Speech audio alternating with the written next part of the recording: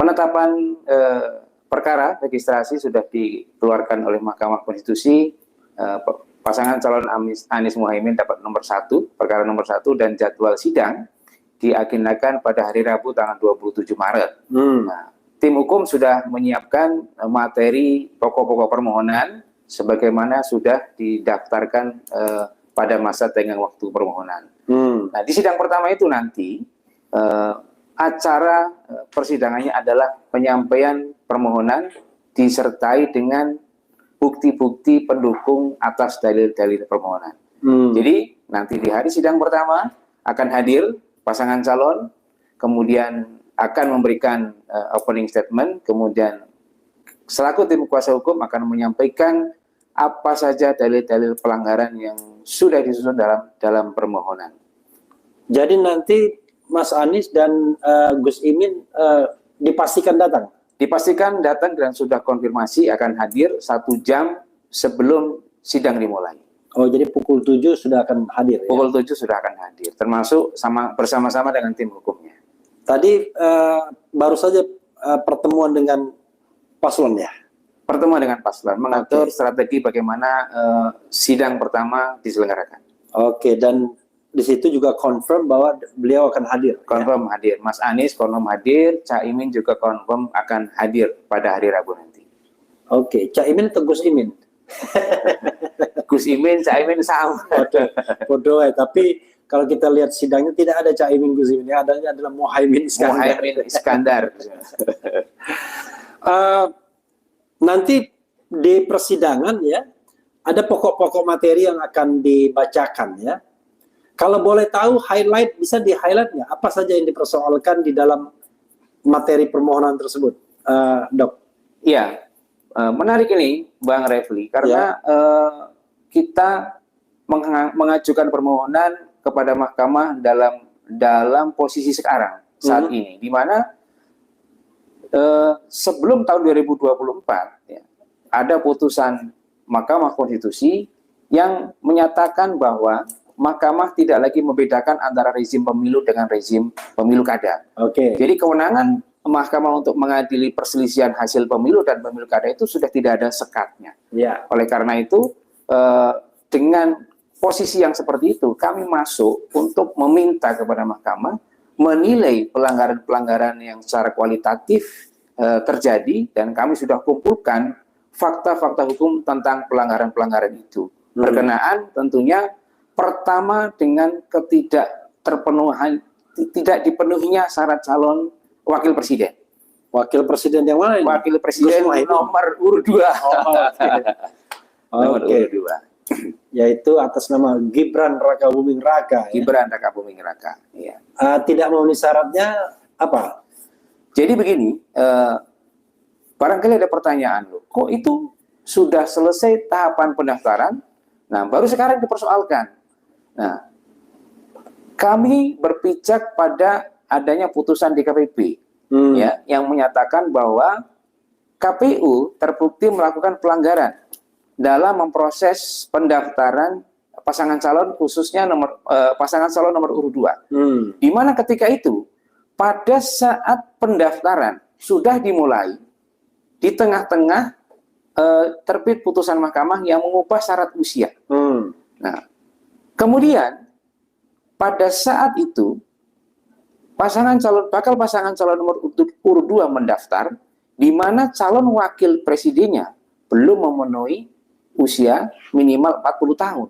Sementara ketika menerima pendaftaran, KPU masih menggunakan PKPU yang lama. Syaratnya adalah 40 tahun. Nah, seharusnya ya, KPU mengubah PKPU-nya dulu untuk bisa menerima pendaftaran pasangan calon yang usianya belum 40. Oke, jadi ada fakta putusan DKPP soal pelanggaran kode etik, tapi berimbas kepada tidak terpenuhinya syarat yang bersifat prosedural. Betul. Ya. Oke, putusan MK-nya dipermasalahkan nggak nantinya? Putusan MK-nya karena sudah berkekuatan hukum tetap, jadi kita tidak fokus ke situ. Tapi yang jelas begini, ketika ada pertanyaan, kenapa baru dipersoalkan sekarang? Nah, ini adalah kondisi yang boleh dikatakan baru terjadi dalam sepanjang pemilu, di mana ketika pemilu sudah beberapa hari. Itu putusan DKPP kan 5 Februari. Iya. Pemungutan suara 14 Februari. Berarti sekitar kurang dari 2 minggu. Ada putusan yang menyatakan terjadi pelanggaran. Dan ini tidak ada penyelesaiannya secara prosedural di dalam undang-undang. Iya. Kalau ke Bawaslu pasti tidak dapat diterima. Karena sudah lewat waktu dari terbitnya SK penetapan pasangan calon. Oke. Nah, kalau ke PT UN hanya bisa menerima sengketa proses pemilu apabila ada putusan Bawaslu. Oke. Maka itu ada kebuntuan. Sementara perlu keadilan untuk menimbang tentang adanya pelanggaran ini. Oke, itu satu dalil ya. Dalil berikutnya yang signifikan juga, Pak.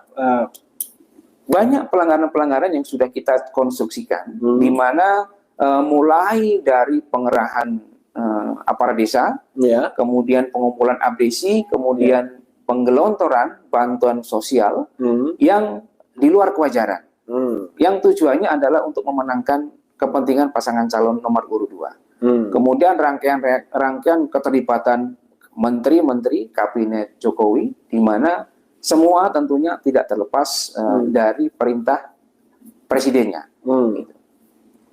Jadi dalam hal ini hal-hal yang dikemukakan lebih bersifat kualitatif ya. Lebih bersifat kualitatif karena yang kita soal adalah bukan tentang perselisihan angka itu, tapi yang kita soal adalah bagaimana sampai diperoleh angka sebesar itu, selisih sebesar itu. Kalau tidak ada keterlibatan, tidak ada campur tangan, tidak ada kekuasaan yang bergerak untuk menjadi mesin pemenangan, proses pemungutan suara ini hasilnya akan lebih fair. Oke. Iya. Ada satu hal yang menarik ya, apakah menjadi perhatian atau tidak, soal besarnya, walaupun ini di hari ketika keputusan KPU dibacakan, yaitu ada perbedaan yang mencolok antara suara Pilpres dan suara Pileg, yaitu 12,4 juta. Di mana Pilpres lebih banyak 12,4 juta dibandingkan Pileg. Ini hal yang menjadi perhatian juga nggak? Ya, kalau ini memang kita tidak fokuskan sebagai bahan untuk pengajuan permohonan ini, karena kita pertimbangkan secara kualitatif, tidak menyoal selisih perolehan suara, tapi lebih kepada pelanggaran proses. Oke. Ya. Dr. Heru ya, ada yang mengatakan, wah nggak bisa dong, MK kan hanya soal hitung-hitungan saja, bahwa sengketa perselisihan hasil pemilu di MK itu ya hasil, angka, ya, suara. Kalau misalnya hal-hal yang sifatnya kualitatif, ya itu bukan kewenangan MK, apalagi soal terstruktur, sistematis, dan masif, itu adanya di Undang-Undang Pemilu 7 2017 yang merupakan kewenangan Bawaslu. Jadi apa dasar dari tim Amin ini untuk menyampaikan permohonan yang sifatnya kualitatif ini? Oh iya, jadi MK itu kalau kita mencermati putusan-putusan mahkamah berkaitan dengan perselisihan hasil, MK tidak lagi berpijak hanya pada mahkamah koreksi, tapi mahkamah yang menilai pelanggaran-pelanggaran yang terjadi yang menjadi penyebab menangnya salah seorang, ataupun dan juga menilai pelanggaran-pelanggaran yang sifatnya terukur. Artinya begini, banyak putusan-putusan mahkamah yang menilai terjadinya pelanggaran terukur, yang kemudian mahkamah mengabulkan permohonan itu dengan mendiskualifikasi calon yang sudah menang. Misalnya di mana? Dalam konteks apa? Dalam konteks pemilu kada yang terbaru lah, yang sudah serentak 2020. Iya. Boven Nigul, pasangan calon yang menang didiskualifikasi oleh Mahkamah Konstitusi. Yalimo, calon bupati yang sudah menang yang didiskualifikasi. Kenapa Yalimo didiskualifikasi? Karena ketika ia memenangkan kontestasi, status bupati itu sudah pada saat itu menjadi terpidana. Sehingga saat itu tidak lagi memenuhi syarat sebagai calon. Kemudian juga yang tidak kalah menariknya adalah putusan mahkamah tentang pemilu kada Saburai Jua di Nusa Tenggara Timur, di mana calon bupati yang sudah menang sudah tinggal dilantik, sudah SK pelantikannya sudah di atas meja Menteri Dalam Negeri, tapi ternyata kemudian baru diketahui bahwa calon bupati yang menang itu berstatus atau berkewarganegaraan ganda, Indonesia dan Amerika. MK membatalkan. Ini kualitatif. Semua contoh-contoh yang dikemukakan itu pelanggaran-pelanggaran kualitatif, pelanggaran terukur yang oleh mahkamah dinilai ini mencederai demokrasi. Dan tadi mahkamah tidak lagi membedakan antara pilek, pilpres,